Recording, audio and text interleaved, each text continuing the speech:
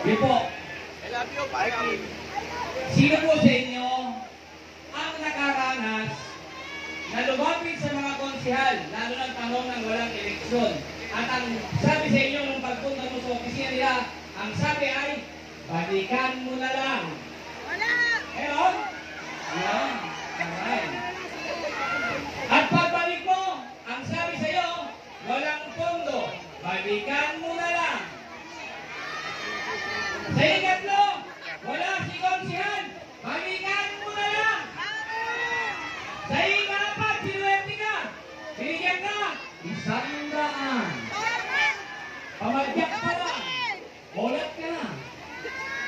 Pero nung binigay niyo kung pagkakataon, naka-short, naka-jeans na ako, pagpunta ko sa opisina ko, bukas, ihahatid sa bahay ninyo.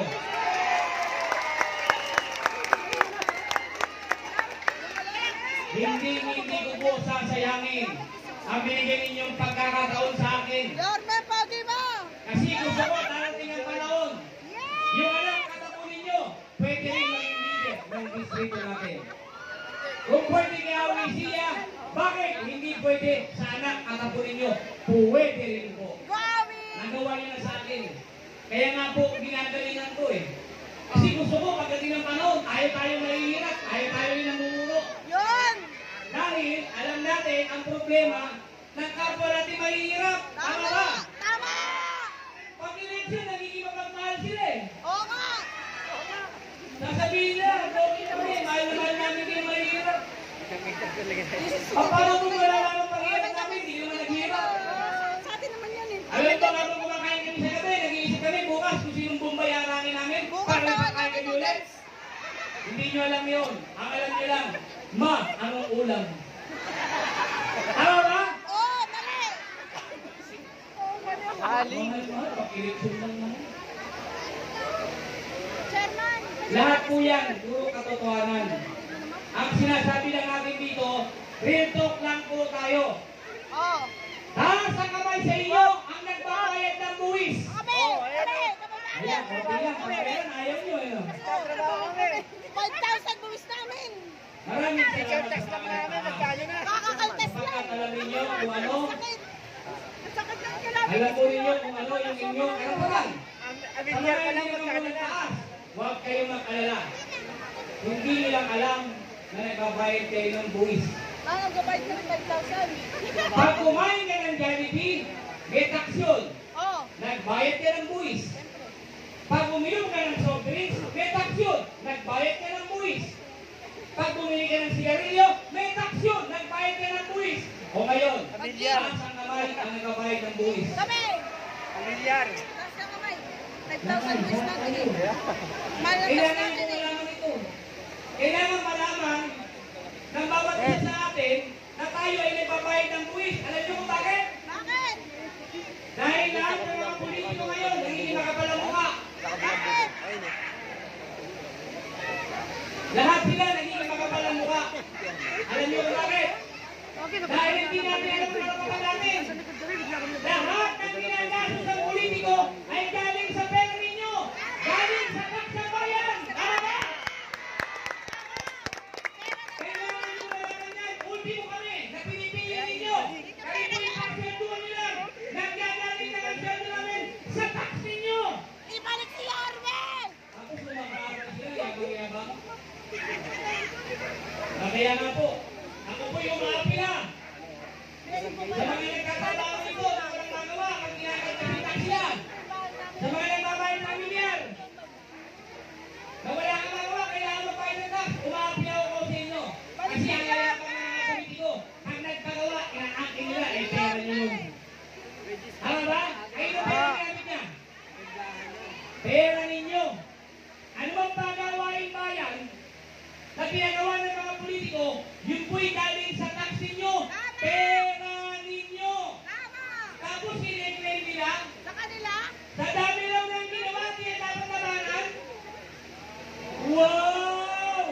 Ating ka, Brad! Pera ng taong bayan yan, Brad! Sa akin nakakita, hinahabol ko kayo ngayon. Meron kayong cellphone. May Facebook kayo. Pumunta kayo sa marketplace. Tingnan ninyo kung magkano ang halaga ng isang container van na ginagawang barangay. Tingnan ninyo. Tingnan ninyo. Wala pang 200,000 ang halaga. Pero may proyekto nila, 4.8. Sarap na brad ah. Pag hindi mo pera yan ah.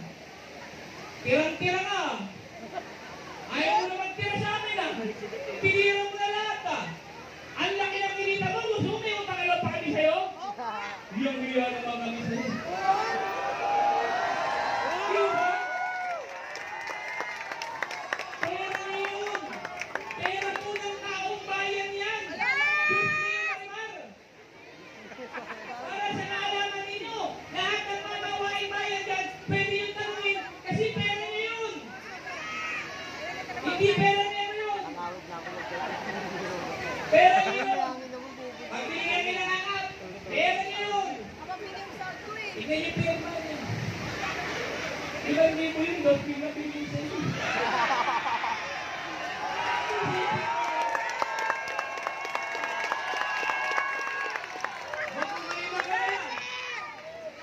Tapat na totoo yun. Naniloloko kayo. Di ba? Sana po magising kayo. Sana po malaman ninyo yung karapatan na meron kayo. Karapatan ninyo siya sa atin. Lahat ng ipinagagawang pagawaing bayan. Dahil pera po ninyo. Kung overprice po sila, na imbis na overprice sila, nailagay po po sa ibang programa ang kapakinabangan ninyo. Hindi ang kapakinabangan ninyo.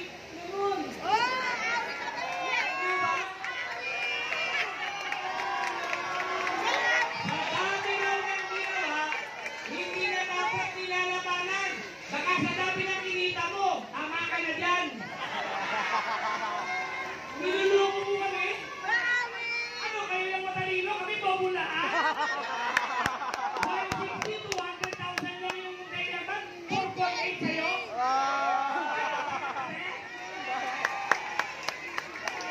Kawawa naman yung mga nagbabayad ng tax, pera nila yan. Kawawa naman kayo pag bumili kayo ng pagkain, pera niyo yung tax na binabayad, ginagamit yung pera ninyo. Kung maka-arte, o ngayon, pagod ka kakaikot. Bakit? Inulat ang tao. Alam ng tao, niloloko mo sila. Dahil pera ng taong bayan ang ginagamit ninyo. Maniwala kayo sa akin.